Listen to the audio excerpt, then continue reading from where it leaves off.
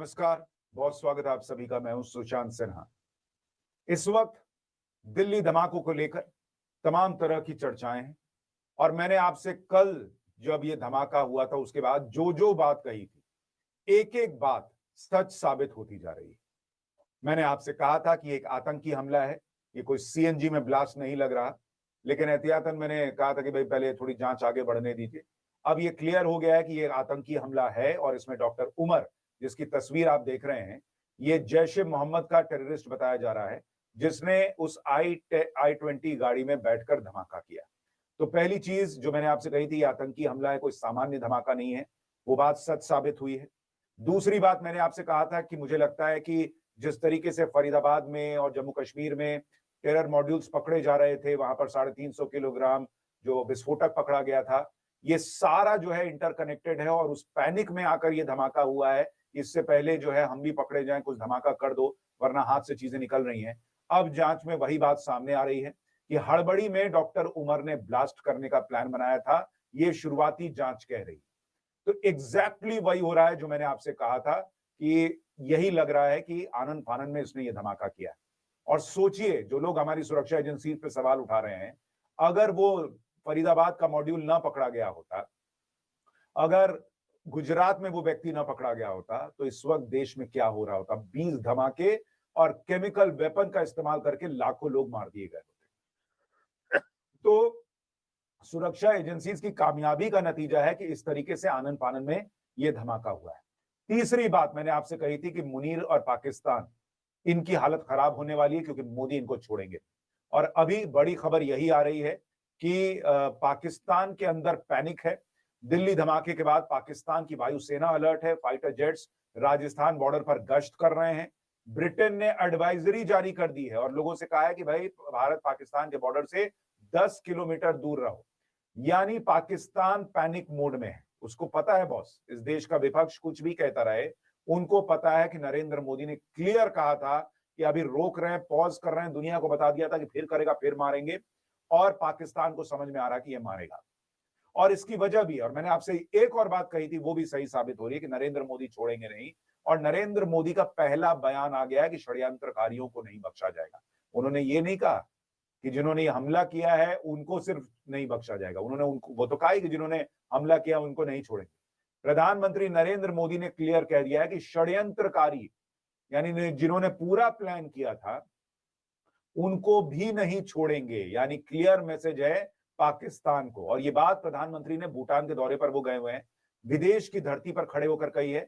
और बहुत बहुत जरूरी चीज, प्रधानमंत्री का बयान आपको सुना रहा हूं, गौर कीजिएगा, उसमें एक बड़ा मैसेज है। पहले सुनिए फिर आपको बताता हूं। इसके पीछे के षड्यंत्रकारियों को बख्शा नहीं जाएगा। All those responsible will be brought to justice.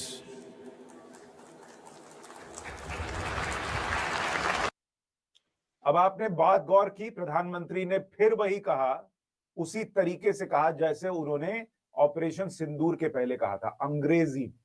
और जब प्रधानमंत्री अंग्रेजी में कहते हैं तो पूरी दुनिया को बात चली जानी चाहिए, ये क्लियर मैसेज होता है। तो उन्होंने भूटान में खड़े होकर अंग्रेजी में कह दिया है कि जो भी शामिल है किसी को भी छोड़ा नहीं जाएगा। और इसलिए पाकिस्तान में पैनिक है। और वहां क्या हो रहा है, कैसी मीटिंग हुई है, उसके बारे में आपको वीडियो में आगे जानकारी दूंगा। लेकिन जो लोग ये सोच रहे थे कि नरेंद्र मोदी छोड़ देंगे, उन लोगों ने शायद उस धमाके की इंटेंसिटी को नहीं समझा है। मैं आपको धमाके के जस्ट जिस वक्त धमाका हुआ उस वक्त के 2 वीडियो सोशल, वो आपको सुनाता हूं, आप सुनिए कितना जबरदस्त धमाका था। फिर आपको पूरी बात बताता हूं कि जांच में अब तक क्या खुलासा हुआ है, शेयर मार्केट को बिना मतलब के कॉम्प्लिकेटेड बना, और क्या क्या और आगे होने वाला है, पाकिस्तान में क्या चल रहा है। पहले देखिए धमाके के, एग्जैक्ट धमाके के वक्त का वीडियो नंबर 1।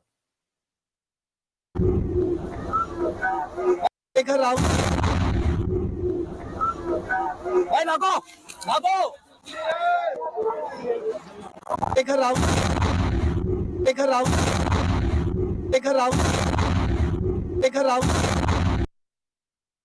आप देख रहे हैं इतना जबरदस्त धमाका था कि लोगों की हालत खराब हो गई उसको सुनकर। एक और वीडियो दूसरे एंगल से है, वो भी आपको दिखाता हूं। आप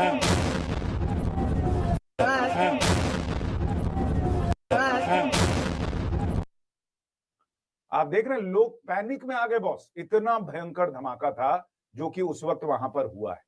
और अब आप देखिए, जो मैं आपसे कह रहा था कि कैसे ये सारी चीजें जुड़ती चली जाएंगी, आप गौर कीजिएगा।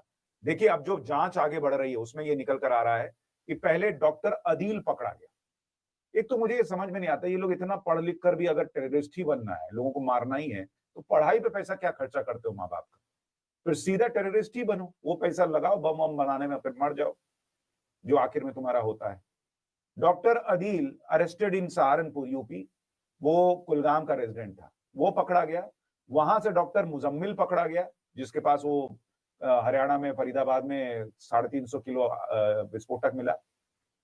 डॉक्टर उमर नबी जो एब्सकॉन्डिंग बताया गया, उसके बाद वही डॉक्टर उमर नबी जो है वो उस I-20 गाड़ी में था जिसने धमाका किया, और जिस कार में ब्लास्ट हुआ वो कार जो है वो आमिर नाम के व्यक्ति की निकली है, जो कि पुलवामा का रहने वाला था।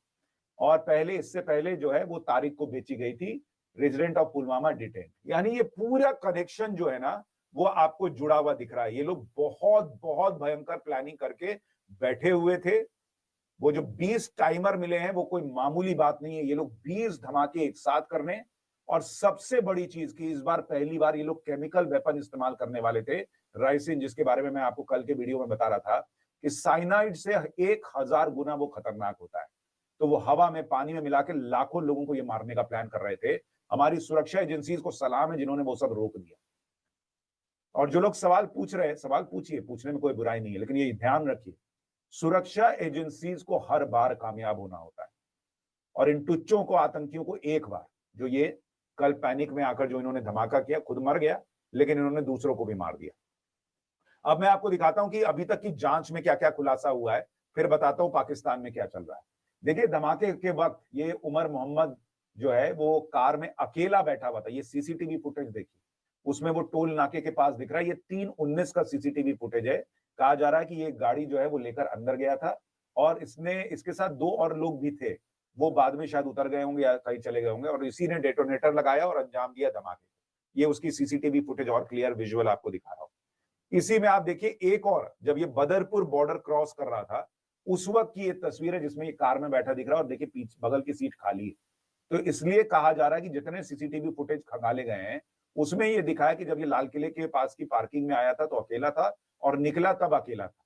तो ये पैनिक मोड में, कुछ लोग कह रहे हैं कि ये भी हो सकता है कि इसको समझ में आ गया था कि इसके पास जो विस्फोटक है वो भी पकड़ा जाएगा, तो उसको या तो डिस्पोज ऑफ करने निकला था, और वहां पुलिस थी, बैरिकेडिंग देखकर पहले ही इसने या तो फट गया या फोड़ लिया।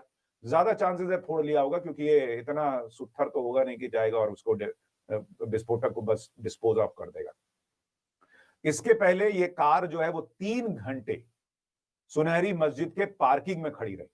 अब सवाल ये है कि आतंक का धर्म नहीं होता है तो भाई ये सुनहरी मस्जिद में क्यों नहीं फटा? ये जाके जो है वो उसी जगह पे, कहां पे फटा आपको पता है? तो 3 घंटे ये I-20 कार जो है वो पार्किंग में खड़ी रही, उसके बाद निकली और इसने ब्लास्ट कर लिया। ये तारिक है जो कल रात पुलिस को सबूरा से इसको हिरासत में लिया गया है। इसी के नाम पर वो गाड़ी थी। 2015 में तारिक ने कार उमर को दे दी थी, तब तक कार तारिक के नाम से थी। पुलिस ने दोनों को हिरासत में लिया और पूछताछ कर रही है कि भाई ये जो कार है ये किसकी है। और इसलिए मैं कह रहा हूं कि सुरक्षा एजेंसीज को आपको ये देखना होगा जब हम कहते हैं कि अरे ब्लास्ट कैसे हो गया। बॉस ये कोई ऐसा थोड़ी है कि सामने आपको दिख रहा है कि वो है और आपने जाके उसको पकड़ लिया। पिछले 30 दिन में 8 ऐसे धमाके जो हो जाते इस देश के अंदर, उनको रोका गया है। 2900 किलो एक्सप्लोजिव पकड़ना बॉस। पुलवामा में 60 किलो एक्सप्लोजिव में पूरी बस के परखच्चे उड़ गए थे। 2900 किलो। और जो लोग ये पूछ रहे हैं कि भाई 2900 किलो विस्फोटक आया कैसे, अब ये लोग क्या कर रहे हैं कि आरडीएक्स इस्तेमाल नहीं कर रहे हैं, क्योंकि आरडीएक्स को लाना मुश्किल हो रहा है, इतनी अलर्ट है सुरक्षा एजेंसीज। तो ये अमोनियम नाइट्रेट का इस्तेमाल कर रहे हैं, जो कि खदानों में ब्लास्ट वगैरह के लिए होता है, इस्तेमाल होता है। तो मतलब अलग अलग आप कहिए कि इंडस्ट्री वगैरह में यूज होता है, इंडस्ट्रियल यूज के लिए। तो उसको जो है किसी तरीके से ये लोग हासिल करके धीरे धीरे करके जो है वो इकट्ठा करते हैं और उससे अब बम बनाने की तैयारी करते हैं। उसको जो है धमाका करने के लिए इस्तेमाल करने का तैयार कर रहे हैं, क्योंकि अंदर ये आरडीएक्स पहुंचा नहीं पा रहे, इसलिए पिछले 11 साल में देश के किसी बड़े शहर में कोई बड़ा ब्लास्ट अब तक नहीं हुआ था। तो पिछले 30 दिन में 8 बड़े धमाके जो हैं या बड़ी घटनाएं जो हैं वो रोकी गई। और इसीलिए जब ये कहा जा रहा है कि दिल्ली के पास इसने जो है वो धमाका किया, तो उससे पाकिस्तान पैनिक में। देखिए, बड़ी खबर ये आ रही है कि पाकिस्तान में जो तीनों सेनाएं हैं उनकी एक इमरजेंसी बैठक हुई है और शहबाज शरीफ, एनएसए और डीजी आईएसआई के साथ देर रात पाकिस्तान में बैठकें चली, क्योंकि वहां पैनिक मोड है। मुनीर ने जो किया है, हाफिज सईद वगैरह सब इसमें शामिल होंगे, ये आप मान के चलिए। और मुनीर ने अपनी ताकत बढ़ाई वहां संविधान में चेंज करके, तो वो ये करने ही वाला था, ये मान के चलिए। तो इसीलिए अब वहां शहबाज वगैरह सब मीटिंग कर रहे हैं कि ये भारत तो छोड़ेगा नहीं, करना क्या है। और भारत पाकिस्तान सीमा के अंदर 10 किलोमीटर के भीतर और जम्मू कश्मीर और मणिपुर राज्य में ब्रिटिश सरकार ने अपने लोगों से कहा है कि भाई आप यात्रा मत कीजिए, अभी सेफ नहीं है। यानी विदेशी सरकारों को भी पता है कि मोदी छोड़ेंगे नहीं और वहां पर जो है वो स्थिति पाकिस्तान में बुरी होती जाएगी। इसका बदला तो लिया जाएगा, लेकिन भारतीय सुरक्षा एजेंसियां अलर्ट है कि कहीं ऐसी और कोई प्लानिंग तो नहीं है। दिल्ली ब्लास्ट के बाद 11 राज्यों में हाई अलर्ट है। अयोध्या, काशी, मथुरा जो सेंसिटिव जगह है, माता वैष्णो देवी का मंदिर, वहां सब जगह सुरक्षा बढ़ा दी गई है। पब्लिक प्लेस पर पुलिस तैनात कर दी गई है और वहां पर लगातार छानबीन चल रही है। 12 लोगों के, अब मरने वालों का आंकड़ा अभी तक 12 तक पहुंच गया, ये कहा जा रहा है।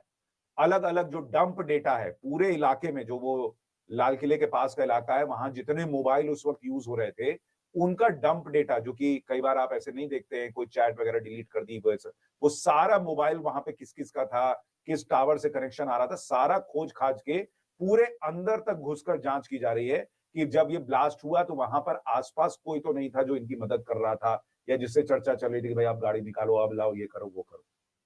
मदद करने वाला कौन था? तो जांच बहुत तेजी से आगे बढ़ रही है।